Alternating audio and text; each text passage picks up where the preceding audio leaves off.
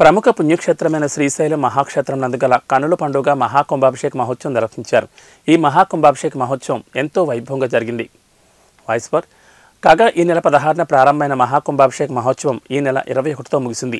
ఈ మహాకుంభాభిషేక మహోత్సవంలో కంచి కామకోటి పీఠాధిపతులు శ్రీ శ్రీ శ్రీ విజయేంద్ర సరస్వతి మహాస్వామి, శ్రీశైల జగద్గురు పీఠాధిపతులు శ్రీ శ్రీ శ్రీ చన్నసిద్ధరామ పండితారాజ్య శివాచార్య మహాస్వామి, పుష్పగిరి పీఠాధిపతులు శ్రీ శ్రీ విద్యాశంకర భారతి మహాస్వామి, కాశీ పీఠాధిపతి శ్రీ శ్రీ శ్రీ మల్లికార్జున విశ్వారాధ్య శివాచార్య మహాస్వామి పాల్గొన్నారు.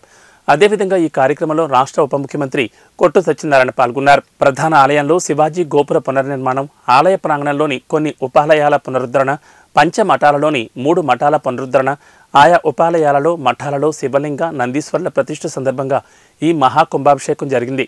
ప్రధాన ఆలయంలోని శ్రీ స్వామివారి గర్భాలయ విమానం, అమ్మవారి గర్భాలయ అభిమానం, 4 దిక్కులు గల 4 ప్రధాన గోపురాలు, అమ్మవారి ద్వారగోపురం మరియు ఆలయ ప్రాంగణంలోని అన్ని ఉపాలయాలు, పరివార ఆలయాల్లో ఈ మహాకుంభాభిషేకం జరిపించారు.